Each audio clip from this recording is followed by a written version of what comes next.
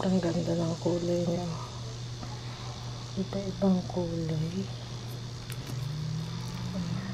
So, tuloy may pink, may green, may blue, may purple.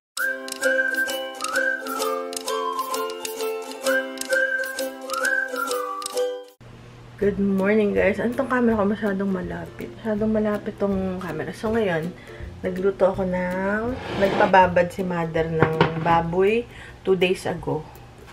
Tapos niluto ko na ano lang daw, yung wala masyado sabaw. Prito lang. Babad sa toyo, suka, bawang. Tapos, prito lang. So, pinrito ko na siya ngayong umaga. Alas 8 na. Nag-umpisa ako alas 7. Yata. Wala pa alas 7. So, kanina pa naman yan. So, dadahin ko na dun. Para, ayan, guys. Oh, pritong baboy. Breakfast na yung mga bata. Na pritong baboy na binabad sa adobo daw. So, dali na natin kami paalis. Mother, ang pritong baboy na may adobo. Ngayon, may pinuntahan kami ngayon, kararating lang namin. Tapos, ngayon, aalis ulit kami kasi may naimbitahan ulit kami dun sa bahay nung pamilya ng mga kalaro ng mga bata. Kaibigan ng mga bata. So, pupunta muna tayo dun. So, mag-prepare lang ako ng dadalhin ko for doon. So, magdadala lang ako ng prutas. Mamaya pakita ko sa inyo. So, mayroon tayong grapes. Ito, pinabad ko lang sa baking powder and then hugasan ko. And also, maghihiwa rin ako ng nectarines. Hiwain ko lang siya. And then, lagay ko dito sa plato na pang bata. Dadala rin ako lagay tayo ng cheese. Ito yung masarap sa grapes. Ito yung cranberry cheddar cheese. Saka maglagay rin ako ng regular na cheese. So, pakita ko sa inyo mamaya. Baka magdala rin ako ng chips. Online lang dito sa bahay. Like ito, chips na. Okay guys, and then paalis na kami kasi malilate na naman kami. Lagi na lang kaming late sa mga punsyon. So, yung camera ko masyadong malapit. May diferensya ka itong camera to. Masyado siyang mag-zoom. Hindi naman siya naka-zoom, pero grabe siyang mag-zoom. Fruits, peaches, tsaka cheese dito. Hiniwa ko na yung kalahati. Sarap yung combination. And then, chips siguro. And yun lang. Bibit-bitin natin.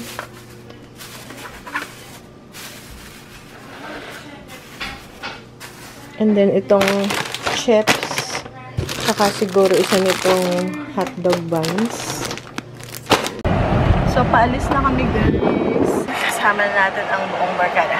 So, nakabalik na kami, guys, sa bahay. Nag-enjoy naman yung mga bata. Mga 3 oras kami doon. At kalahati. Okay, guys. So, see you tomorrow. So, ito na, guys, yung na-harvest natin sa garden. Yung may maliliit pa doon. Tinanggal ko na yung butil ng mais. Kasi, lulutuin ko siya. So, ito na yung natanggal ko sa kanyang cup. So, himayin lang. Hindi ko pa siya lulutuin ngayon kasi maghahanap ako ng recipe. Yung dating ginawa ko nung 2 years ago nung nag-harvest din tayo ng... Ito kasi yung klase ng corn na hindi siya yung malambot. Hindi siya yung nilalaga tapos kakain. Hindi. Pang ano siya, pang bake. Matigas. So, ang ginagawa ko is tinatanggal ko lang siyang ganito, guys. Yan.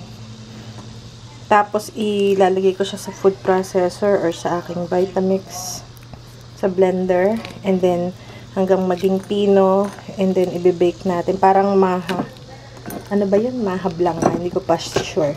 Basta may ginawa na ako to last time na nag-harvesting kami. So, next year, damihan na lang natin. Ang ganda ng kulay niya. Ang tawag dito is glass corn.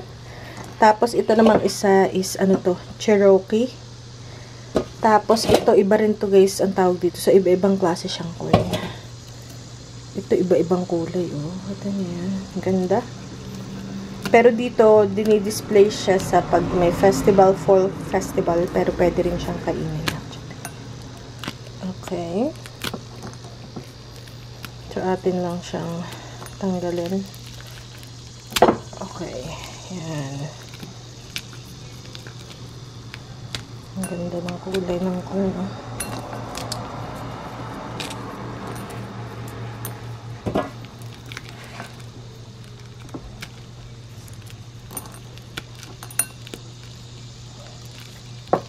Sobrang ganda ng kulay niya.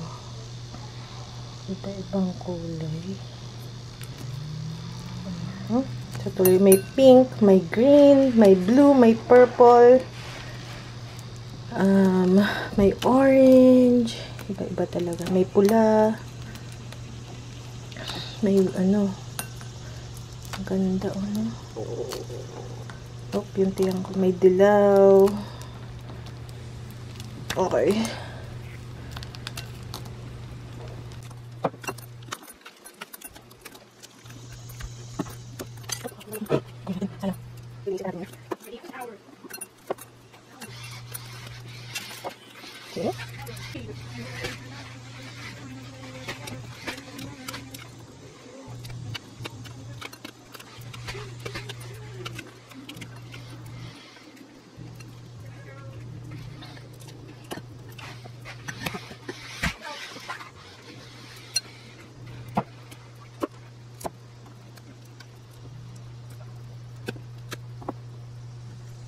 Okay, so tapusin ko lang.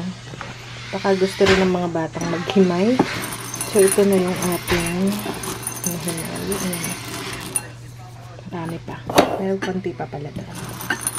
Okay guys. So ito na guys, yung ating corn. So gusto ko siyang para siya naging bualaw kung taga Batangas kayo. Pero matigas pa yan. So, iba-blender ko siya, guys. And, lulutuin ko siya na parang maha. Ano yung magagandang kulay. So, iba-blender ko siya. Okay. And then,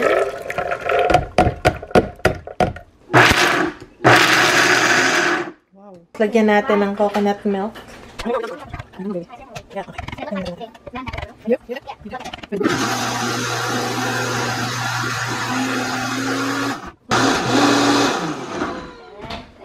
So, tinanggal na natin dito sa meron pang natira. And, ngayon, lulutuin natin dito. Kaya yung condensed, ano to? Evaporated. Okay? Alright. Sting lang to, no? So, lulutuin lang natin hanggang maano siya. Maluto. Basically, yun yung corn. And then, may natira pa dito. Lagyan ko siya ng tubig para maalog. Dahil sayang naman. Ito lang yung natira kong condensed milk nung nag-cheflan ako before. Yeah, so ito lang yung natira. So ito lang ilalagay natin. Then asukal na lang. Kasi wala na eh. Go, kuya.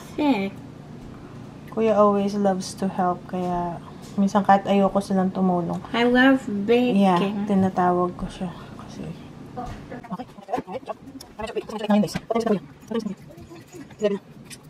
Okay. And then,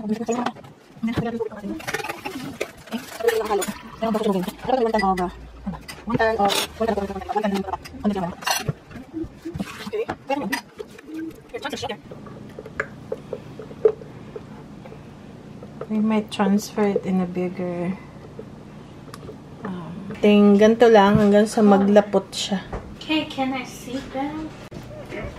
So, ito na yung ating maha blanca.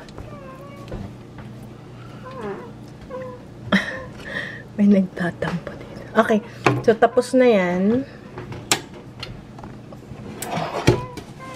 So, yan ang ating maha. Hindi ko lang lalagyan pa ng mga toppings kasi parang gusto namin yung simple lang na ganyan. Sige, Ben. Try mo. Taste test daw. Natikman na ng asawa ko. Nagustuhan niya. So, ito na guys yung ating maha blanca.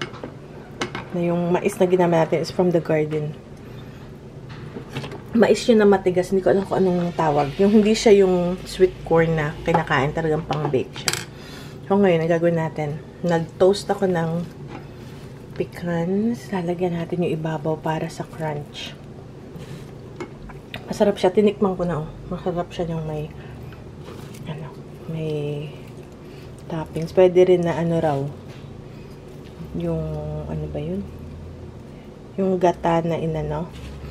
Ang tawag doon. Basta, kahit anong toppings pwede. Ayan, guys. Sarap siya. Pwede din cheese. So, nilagay ko sa ref kagabi. So, ngayong umaga, tinira natin. Ang sarap. Kukuha pa ako.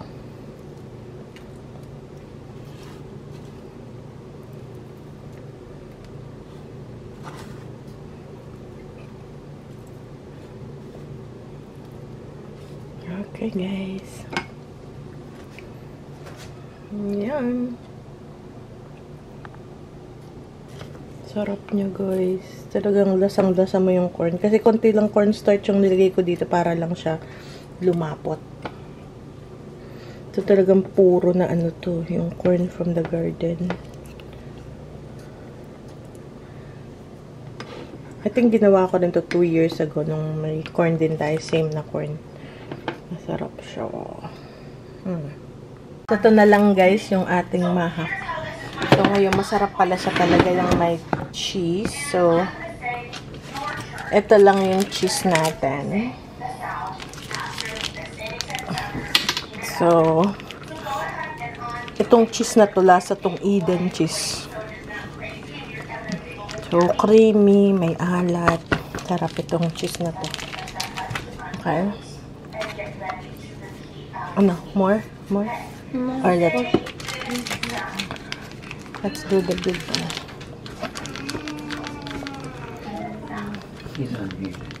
Okay. Okay. Nagla-lesson si Ben. Thank you. Wow. Welcome.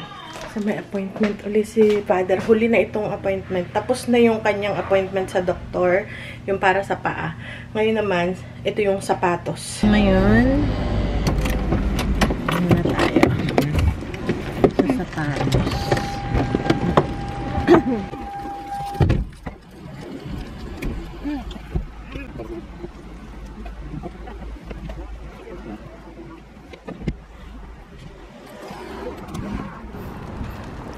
Okay. Okay. Thank you, bebe. It'll be quick. Oh, okay. It'll be quick. Ay, naiwan. Ay, no, hindi na. Ay, we need the board. Ay, maybe not. You don't have to. Thank you. Sukat ng sapatos. Naku, baka pahigain din eh. So, nakarating na kami, guys. Akala ko last na yun. Ano pa pala? Babalik pa kami after a few days dahil isusukat naman yung sapatos. So hindi pa pala tapos. Ito yung banana bread na tira kahapon ginawa ko. Kahapon nagawa ko ng giniling. Tinanong ko kay mami kung gusto niya. Abay, oo daw. So, bibigyan natin. Tapos, magagawa pala ako ng Mexican slaw. Dahil bukas may pupuntahan kami ng anniversary dinner. Doon din sa bahay na pinupunta namin na may mga bata. So, naimbitahan ulit tayo. So, magdadala ako ng yung slaw. Kaya lang medyo restrictive yung diet nung may anniversary. Maraming bawal. So, simple lang. And then, may mga walang ilalagay. No salt. Ganun siguro. Ito si Mother. Kukunin ko na. Aray, mama. So, magdadala rin pala ako ng prutas. Ito, yung ating giniling, meron niyang pasas. Kakalagay ko lang ng pasas kasi ayaw nila ng pasas. Ang dami. Kadade pa. Sige. Kadami. Sige, ayos lang yan. The more the merrier. Pero nakatoka sa akin kasi ano yun eh, parang marami magdadala ng pagkain. Yun na lang yung pinagawa sa akin. Pero magdadala ako ng prutas.